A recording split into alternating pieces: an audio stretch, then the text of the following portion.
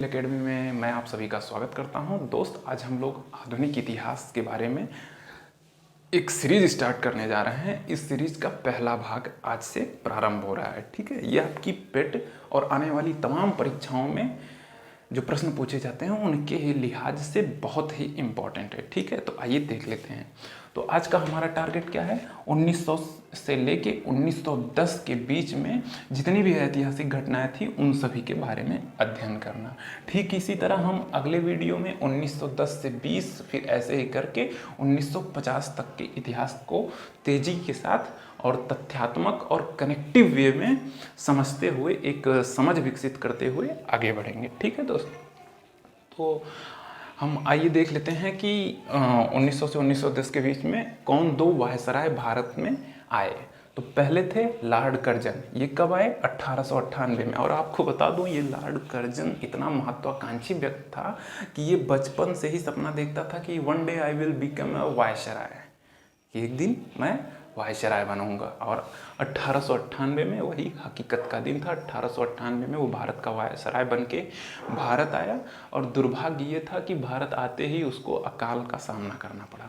भारत में एक भीषण अकाल फैला हुआ था। 1898 से 1899 में एक भीषण अकाल व्याप्त हुआ। लोग भूखों मरने लगे और प्लेग नामक महामारी जो है वो चारों तरफ लोगों को काल का ग्रास बना रही थी। और मैं बता दूं कि 19 लाख लोग सरकारी आंकड़ों के हिसाब से इस अकाल में मारे गए।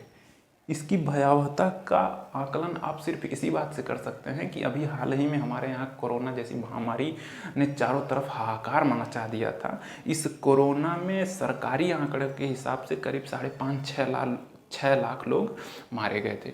अब सोचिए कि यहाँ 19 लाख लोग मारे गए होंगे, कैसी स्थिति रही होगी उस वक्त। ठीक है, तो इस अकाल को देखते हुए उसने कहा कि हम कुछ सुधार करते हैं। तो उस कर्जन ने कहा कि एक अकाल आयोग पहले गठन करो। देखो ये जो अकाल था इसका कारण क्या है, इसका निवारण क्या किया जा सकता है। तो इस अकाल आयोग का अध्यक्ष किसको बनाया? मैकडोनाल्ड पिज्जा वाले भाई साहब को बुलाया, कहा कि हम आपको अध्यक्ष बनाते हैं, आप निरीक्षण करिए। याद करने का तरीका, अकाल आयोग, भूखमरी व्याप्त थी और मैकडोनाल्ड पिज्जा लेके आए हम आपको खिलाने के लिए। तो ऐसे करके आप याद कर सकते हैं कि अकाल आयोग का अध्यक्ष मैकडोनाल्ड। 1900 में इसने रिपोर्ट सबमिट की। उसी के मद्देनज़र कर्जन क्या करता है? कृषि विभाग की स्थापना करता है। कब? 1901 में। और फिर उसके बाद इसने क्या किया? गांव में जो सहकारी ऋण समितियां थी इसकी स्थापना की। कब? 1904 में। ये सहकारी ऋण समितियां क्या थी? गांव में 8-10 लोग इकट्ठा हो गए, वो अपना एक फंडिंग कर लिए, फिर एक दूसरे का विकास किए। जैसे 10 लोग इकट्ठा हुए, सब कुछ न कुछ एक छोटे से बैंक की तरह समझ लीजिए। ठीक है, वही सहकारी ऋण समिति होती है। ठीक है, वो उसका गठन 1904 में किया। अब आ जाते हैं कुछ पुलिस सुधार इसने किए थे कर्जन ने। पुलिस सुधार, क्योंकि तत्कालीन जो पुलिस थी वो बहुत निकम्मी हो गई थी, वो अपने कार्य में दक्ष नहीं थी और अपना कार्य में भ्रष्टाचार उसके व्याप्त था। तो उसके सुधार में इसने एक आयोग गठन किया, उसका नाम था, ये इम्पोर्टेंट है, फ्रेजर आयोग। ठीक, फ्रेजर आयोग कब? 1902 में।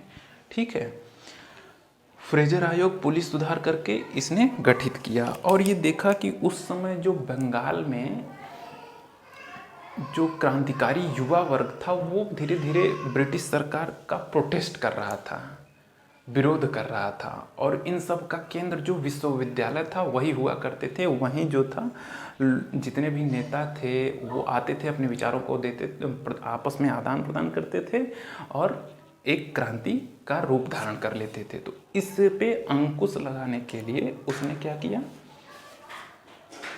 विश्वविद्यालय आयोग की स्थापना की। कब की? ये इम्पोर्टेंट है, 1902 में विश्वविद्यालय आयोग बनाया कि देखो भाई, ये जितने भी नेताजी लोग निकल रहे हैं, जो विरोध कर रहे हैं सरकार का, सरकार से तात्पर्य है अंग्रेजों का, उनका पता लगाओ क्या ये का सही है। तो ये रिपोर्ट देते हैं कि हाँ ये सही है, ये कॉलेजों से ही तमाम क्रांतिकारी निकल रहे हैं। तो उसने क्या किया? भारतीय विश्वविद्यालय अधिनियम 1904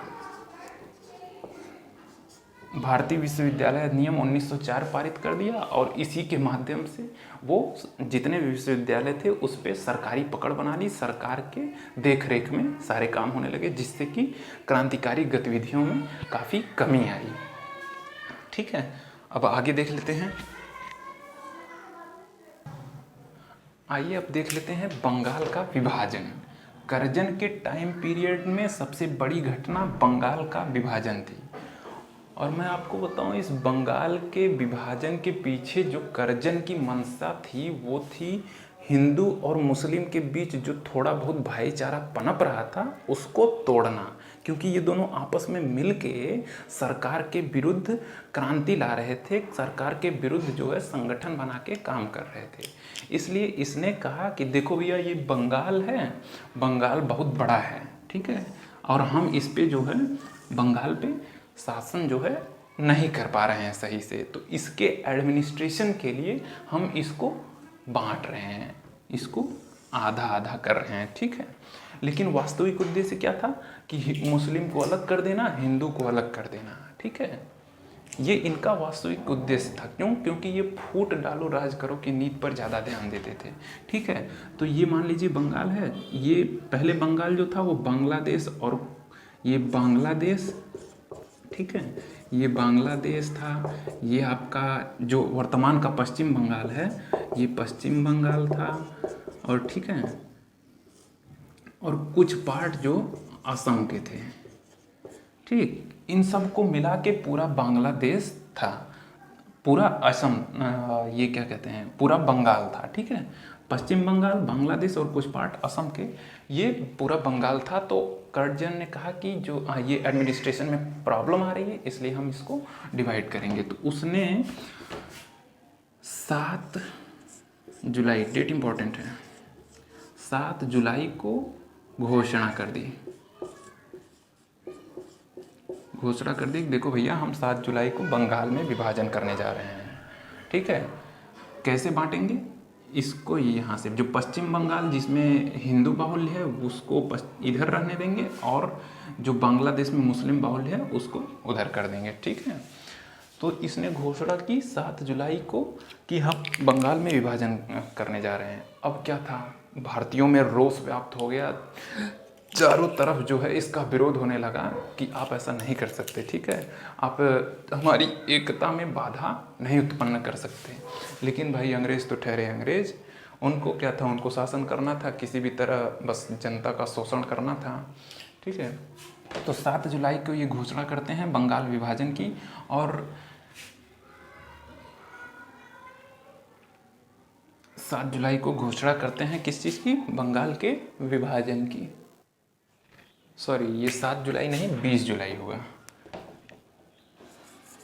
20 जुलाई को घोषणा कर देते हैं किसकी, बंगाल के विभाजन की। और इसी, अब भारतीयों में क्या था, भारतीयों में विरोध शुरू हो गया कि नहीं, ये बंगाल विभाजन नहीं होना चाहिए। तो 7 अगस्त को कलकत्ता में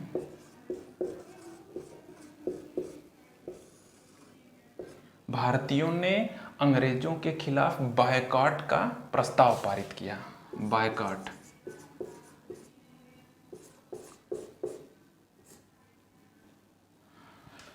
सात अगस्त को कलकत्ता में बायकॉट,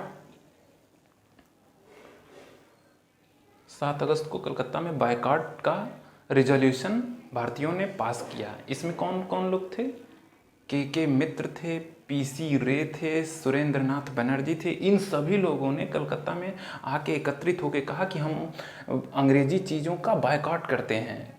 किसके विरोध में, जो ये घोषणा कर दी गई थी कि हम कर्जन के द्वारा कि बंगाल का विभाजन करने जा रहे हैं। ठीक है, लेकिन फिर भी कर्जन तो कर्जन ही था, उसने कहा कि हम बिल्कुल टस से मस नहीं होंगे। और उसने जो है 7 अगस्त में इन सारे विरोधों को, इतने बड़े स्तर पर विरोध होने के बावजूद भी वो क्या करता है,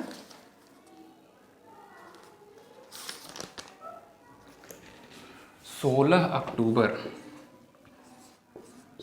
अक्टूबर को बंगाल विभाजित कर देता है। बंगाल विभाजित, 20 जुलाई को घोषणा करी थी और 16 अक्टूबर को बंगाल विभाजित कर देता है। और इसी 16 अक्टूबर के दिन बंगाल के विभाजित हो जाने के कारण हिंदू और मुस्लिम एक दूसरे से मिलने लगे, गले मिलने लगे, अलग नहीं होना चाहते थे। हिंदू मुस्लिम की कलाइयों में राखी बांधने लगे कि देखो भैया हम अलग नहीं होंगे, आपसी भाईचारे को प्रदर्शित करने लगे। इसी की वजह से 16 अक्टूबर के दिन को ये राखी दिवस, राखी बांधी, आपस में इन्होंने राखियां बांधी। लेकिन फिर भी इतने प्रतिशोध के बाद भी करजन ने जो है अपने रिजोल्यूशन को वापस नहीं लिया। ठीक है, ये तो होगा करजन के काल में घटित घटनाएं। अब हम देख लेते हैं लॉर्ड मिंटो, जो कि 1905 से 1910 तक भारत का वायसराय रहा। इसने क्या किया भारत में, इसको हम देख लेते हैं। अब ये मिंटो महोदय को देख लीजिए, ये आए 1905 में और कब तक रहे, 1910 में। तो इनके कार्यकाल की सबसे महत्वपूर्ण घटना एक ही है और वो है क्या, मार्ले मिंटो एक्ट 1909। क्या, Morley Minto act 1909। Morley Minto act 1909। ठीक, ये मार्ले कौन था, ये भारत सचिव था, भारत सचिव जिसे ब्रिटेन के द्वारा नियुक्त किया जाता था। और मिंटो कौन था, ये वायसराय था भारत का। ठीक है,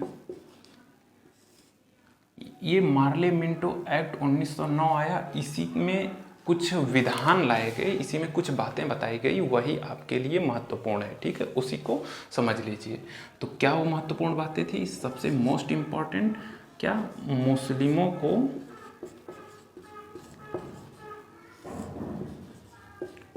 को पृथक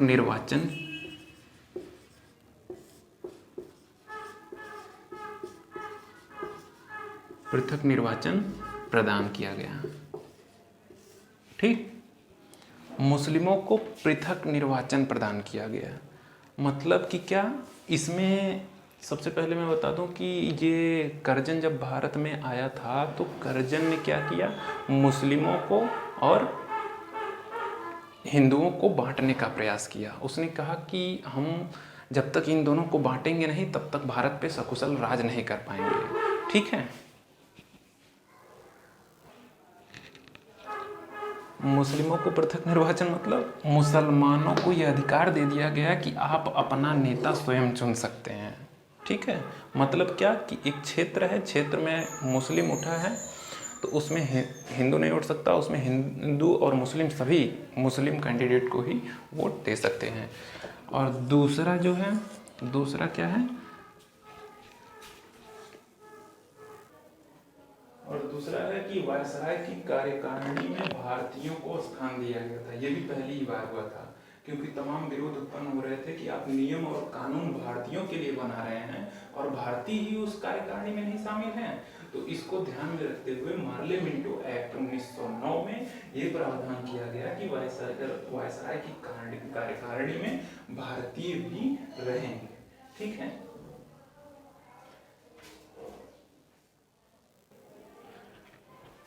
आइए अब हम देखते हैं कांग्रेस के अधिवेशन, जो 1900 से 1910 के बीच में कुछ महत्वपूर्ण अधिवेशन हुए, उनके बारे में देखते हैं कि उनमें क्या रेजोल्यूशंस पास किए गए, कौन अध्यक्ष था, नरम दल और गरम दल के बीच में जो स्प्लिट हुई उसके बारे में देखते हैं। ठीक है,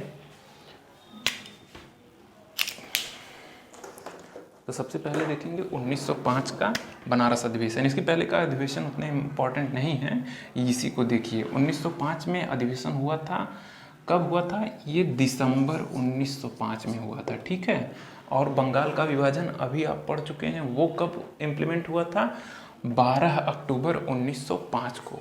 तो 12 अक्टूबर 1905 को वो हुआ। जस्ट उसके दो महीने बाद दिसंबर 1905 में बनारस में कलकत्ता का अधिवेशन हुआ और यहाँ सभी नेताओं का जमघट हुआ, गरम दल और नरम दल।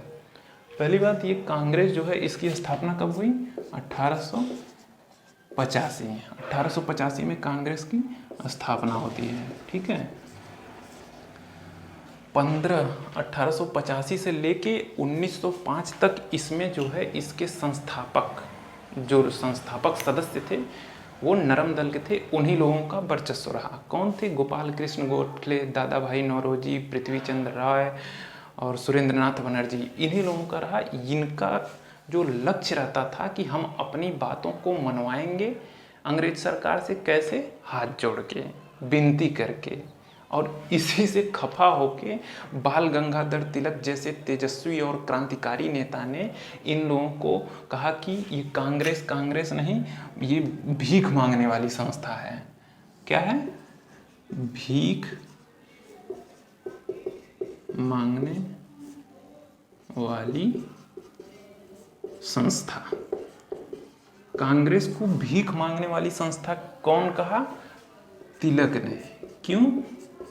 क्योंकि जो कांग्रेस के नरम दल के नेता थे, नरम दल से तात्पर्य जो साधु टाइप के लोग थे, जो अंग्रेजों से हाथ जोड़कर विनती करके अपनी बातों को मनवाना चाहते थे, उनके इस कृत्यों को देखकर उन्होंने कहा तिलक जी ने कि ये भीख मांगने वाली संस्था है।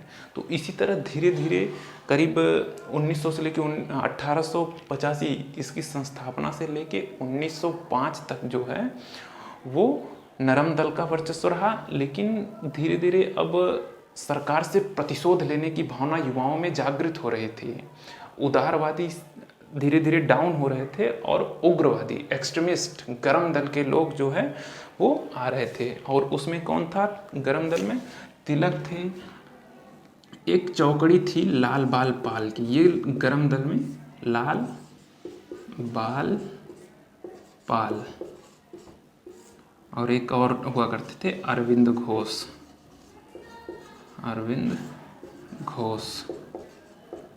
ठीक है, लाला लाजपत राय, बाल गंगाधर तिलक, पाल बिपिन चंद्र पाल, और ये अरविंदो घोष। ये लोग गरम दल के नेता थे। ये कहते थे कि देखिए, सरकार से अगर अपनी बात मनवानी है तो वो जैसे हमारे साथ विद्रोह कर रहे हैं, हमारे साथ कर रहे हैं, वैसे ईंट बजा के हमें भी उनका प्रतिकार करना चाहिए, अस्त्र उठा लेने चाहिए और उनका विरोध करना चाहिए। वो हमको मारे तो हम उनको मारें। ठीक, तो इन विचारधारा के साथ इन लोगों ने क्या किया? आगे बढ़े और ये चाहते थे कि नरम दल के लोग जो हैं वो भी हमारा समर्थन करें। लेकिन नरम दल वाले कहते थे, हाँ अभी 4 दिन के लड़के, तुम हमको सिखाओगे क्या करना है। तो ये जो 1905 का बनारस में अधिवेशन हुआ, वो गरम दल वाले ये लोग चाहते थे कि हमारा अध्यक्ष हो, और नरम दल वाले चाहते थे कि अभी तुम आए हो नए नए, तब तक हम तुम्हारा अध्यक्ष बना देंगे, नहीं हम अपना ही बनाएंगे। तो 1905 में ये झगड़ा होने वाला था कि ये तिलक जी कहते थे कि नहीं हमारे दल का नेता हो, लेकिन वो सुरेंद्रनाथ बनर्जी जो नरम दल के थे वो कहते थे कि नहीं हमारा होगा। तो फाइनली जो है एक नाम प्रपोज किया गया, वो किसका? गोपाल कृष्ण गोखले का। गोपाल कृष्ण गोखले, तो ये एक सीनियर थे। इनका नाम आते ही उग्रवादी में जो तिलक जी थे, जो बाल गंगाधर तिलक जी थे, लाला लाजपत राय थे, ये लोग शांत हो गए कि चलिए ठीक है, इतने सीनियर हैं, अब हम क्या ही कर सकते हैं, लेकिन अगले वाले अधिवेशन में हमारा ही बंदा जो है वो अध्यक्ष होगा। तो फिर अगले साल 1906 में कलकत्ता अधिवेशन हुआ कलकत्ता में। तो यहाँ का अध्यक्ष ये कहे कि हमारे होंगे, लेकिन ये लोग कहे कि नहीं नरम दल वाले ही होंगे। तो फिर नरम दल वालों ने एक और मास्टर स्ट्रोक खेला। क्या? इन्होंने नाम प्रोजेक्ट कर दिया किसका? द ग्रांड रोड, दादा भाई नौरोजी का। Dadabhai Naoroji, the grand old man of India, इन्हीं को कहा जाता है the grand old man of India. इसे आप लिख लीजिएगा, ठीक है, दादा भाई नौरोजी। अब फिर एक बार इतने सीनियर व्यक्ति का नाम आने के बाद ये लोग शांत हो गए, लेकिन कहे कि देखिए अब अध्यक्ष तो आप अपना बना दिए, लेकिन हमारा एक रेजोल्यूशन है स्वदेशी का, जिसमें हम सभी लोग स्वदेशी आंदोलन है उसको आप अप्रूव करिए। स्वदेशी में क्या था कि हम भारतीय चीज़ों, विदेशी चीज़ों का, अंग्रेज की चीज़ों का बाइकआउट करेंगे और भारतीय चीज़ों का उपयोग करेंगे। तो ये कहे चलिए ठीक है, हम आपका एक रेजोल्यूशन पास कर देते हैं। तो वो प्रस्ताव क्या था? स्वदेशी का, स्वदेशी। ठीक, लेकिन ये फिर कहे कि ठीक है, लेकिन अगले साल तो मैं नहीं मानने वाला। गरम दल वाले कहे कि अगले साल कुछ भी हो जाए, हमारा ही कैंडिडेट जो है वो अध्यक्ष होगा। तो आइए देखते हैं क्या होता है। 1907 में सूरत में अधिवेशन हुआ। देखिए, ये गेम खेला गया नरम दल वालों की तरफ से। ये होने वाला था कहाँ? नागपुर में, लेकिन नागपुर में नहीं करा के इसको सूरत में कराया गया। ठीक है, क्यों? क्योंकि एक नियम था कि जहाँ पे जिस स्थान पे कांग्रेस का अधिवेशन होगा, उस क्षेत्र का जो है आदमी वहाँ का अध्यक्ष नहीं होगा। तो तिलक जी तो थे वो कहाँ के? वो थे नागपुर के। ठीक है, नागपुर, जो कि नागपुर वहाँ से तिलक मतलब महाराष्ट्र से ही, महाराष्ट्र के पुणे से ही तिलक जी वास करते थे, इसलिए वो नागपुर में ना करा के इन्होंने प्रोजेक्ट किया सूरत में। ठीक है, सूरत में ये लोग कह रहे थे तिलक जी की चलिए ठीक है, हमारे कैंडिडेट रास बिहारी बोस को अध्यक्ष बनाया जाए। लेकिन नरम दल वालों ने ऐसा नहीं किया और उन्होंने किसको बना दिया? रास बिहारी घोष। किसको? रास बिहारी घोष। और फिर क्या था? अब तिलक जी का और जितने गरम दल वाले थे उनके क्रोध का कोई सीमा नहीं थी। वो सभी लोग नरम दल और गरम दल दोनों आपस में भिड़ गए। कुर्सियाँ फेंकी गई इस अधिवेशन में। सूरत के अधिवेशन में वहाँ सुरेंद्र नाथ बनर्जी जी बैठे हुए थे, जो कि इसके संस्थापक सदस्य थे। उनके ऊपर यूँ जूता फेंका गया, कुर्सियाँ फेंकी गई। तो फिर क्या हुआ कि अरे, इतने सीनियर सिटीजन के ऊपर तुम जूता फेंक रहे हो, कांग्रेस के संस्थापक के ऊपर। गरम दल वाले और नरम दल वाले आपस में भिड़ गए और यहीं से सूरत का, इसी को सूरत विभाजन कहते हैं। सूरत विभाजन, सूरत विभाजन मतलब इसमें जो नरम दल के लोग थे वो और गरम दल के लोग थे वो अलग पड़ गए। ठीक, तो ये तीनों अधिवेशन आपकी परीक्षा की दृष्टि से अति महत्वपूर्ण है और इसके जो अध्यक्ष हैं और प्रपोजल्स हैं उनको आप याद कर लीजिए। अब आइए आगे देख लेते हैं। एक क्रांतिकारी घटना है, वो 1908 में घटी हुई अलीगढ़ षड्यंत्र। अलीगढ़ षड्यंत्र में कौन कौन शामिल था? प्रफुल्ल चाकी और खुदीराम बोस। इसमें घटना क्या घटी थी? इसमें ये इन लोगों ने एक कुख्यात अंग्रेज अधिकारी किंग्सफोर्ड को, किसको? किंग्सफोर्ड को, लिखते जाइएगा, किंग्सफोर्ड को बम से उड़ाने की रणनीति बनाई और इन लोगों ने उसके ऊपर बम फेंकना चाहा कि हम किंग्सफोर्ड को बम से उड़ा देंगे। और ये बम लेके गए कहाँ? मुजफ्फरनगर, बिहार में। ये इनके ऊपर बम फेंकते हैं, लेकिन किंग्सफोर्ड उसमें शामिल नहीं रहता है। एक बग्घी पे बैठ के जा रहे थे। ये लोग प्रफुल्ल चाकी और खुदीराम बोस सोचे कि ये किंग्सफोर्ड की बग्घी है, इसमें किंग्सफोर्ड बैठा होगा, इस पर बम फेंकें। लेकिन इसमें बम ये नहीं बैठा था, बल्कि 2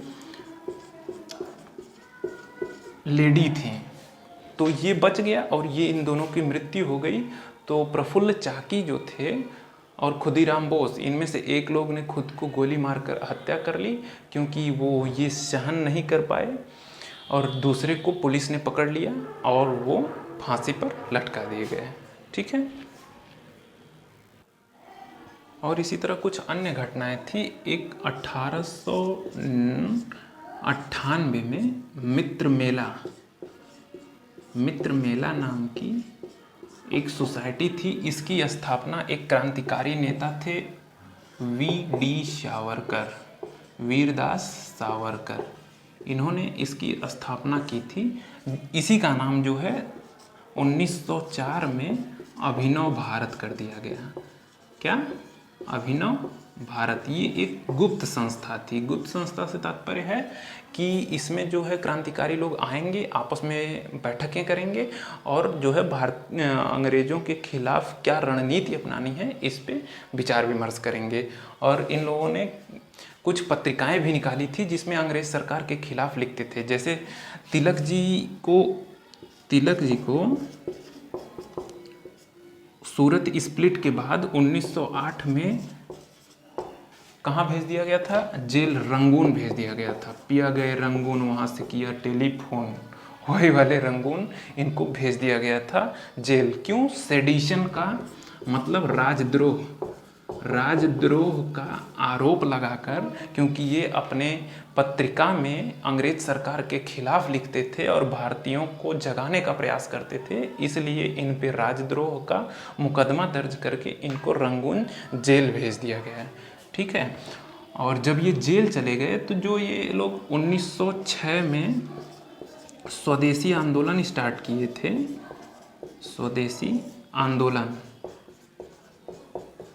इसके प्रणेता कौन थे? यही तो चार लोग थे। एक तिलक थे, एक लाला लाजपत राय थे और बिपिन चंद्र पाल थे, अरविंदो घोष थे। ठीक है। अरविंद घोष जो है, अरविंद घोष को जो अभी आपने पढ़ा है अलीगढ़ षड्यंत्र, उसमें फंसाया गया था, जिसके बाद ये छुड़ाए गए। किसके द्वारा? एक भारतीय वकील के द्वारा, जिन्होंने इनको छुड़ाने के लिए बहुत मेहनत की और इनको छुड़ाया भी। उसके बाद अरविंद घोष भी संन्यास ले लिए और अंडमान में जाकर इन्होंने साधु बनना या अध्यात्म की तरफ इनका झुकाव हुआ। तो अरविंद घोष कहाँ चले गए? अंडमान चले गए। और साधु ओरोविले, ये दिखा दूँ आपको,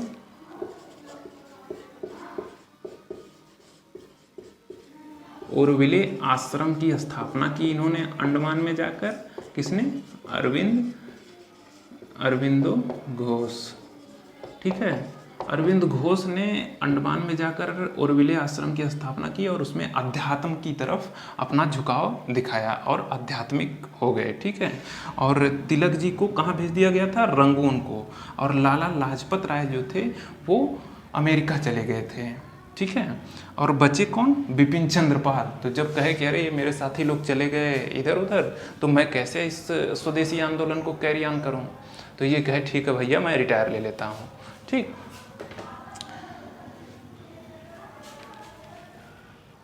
और इन सब परिस्थिति को समझने के बाद आप ये आसानी से अंदाज़ा लगा सकते हैं कि बिना किसी नेता के उपस्थिति में ये स्वदेशी आंदोलन आगे बढ़ नहीं सकता था। इसलिए ये धीरे धीरे क्या था? ये धीरे धीरे खत्म हो गया। ठीक है। भारत में तो क्रांतिकारी गतिविधियां घट ही रही थी, इसके साथ साथ जो है विदेशों में भी भारतीयों के द्वारा अंग्रेजों के अत्याचार को कम करने के लिए तमाम घटनाएं घटी। और भारत में भी, जो विदेश में भी भारतीयों ने तमाम ऐसी क्रांतिकारी गतिविधियों को अंजाम दिया, जिसके बारे में हमें जान लेना चाहिए। इसमें सबसे पहले बता दूं आपको कि 1905 में लंदन में श्यामजी कृष्ण वर्मा ने इंडियन होम रूल सोसाइटी की स्थापना की। इंडियन होम रूल सोसाइटी ये क्या करता था? ये जो भारतीयों को छात्रवृत्ति प्रदान करता था, जो इंग्लैंड आकर के, लंदन में आकर के यहाँ पे शिक्षा ग्रहण कर सकें और भारतीयों को जागृत कर सकें कि ये देखिए इंग्लैंड आप पे अत्याचार कर रहा है, और इसके कुरीतियों को, जो इंग्लैंड के द्वारा जो नियम कानून बनाए जा रहे थे जिससे भारत में अत्याचार व्याप्त था, उसको दूर किया जा सके। ठीक है। तो ये इंडियन होम रूल सोसाइटी किसके द्वारा स्थापित की गई? श्यामजी कृष्ण वर्मा। ठीक। 1907 में एक और महत्वपूर्ण घटना घटती है। भीकाजी कामा, ये कौन थी? ये एक भारतीय थी और भीकाजी कामा ये पर्सनल सेक्रेटरी थी किसकी? Grand old man of India. ये कौन थे? दादा भाई नौरोजी, इनकी पर्सनल सेक्रेटरी थी। भीकाजी कामा से संबंधित 1907 में जर्मनी में भीकाजी कामा ने क्या किया था? सबसे पहले अंतर्राष्ट्रीय समाजवादी जो आयोजन किया गया था उसमें भारत का झंडा फहराया था। तो आपसे प्रश्न पूछेगा कि जर्मनी में भारत का झंडा किसने फहराया था? किसने फहराया था? भीकाजी कामा ने। कब? 1907 में। भीकाजी कामा को भारतीय क्रांति की माँ भी कहा जाता है। भारत क्रांति की माँ, ठीक। और एक क्रांतिकारी घटना, मदन लाल ढींगरा और ऊधम सिंह, इन लोगों ने क्या किया? लंदन में एक कुख्यात अंग्रेज अधिकारी कर्जन वायली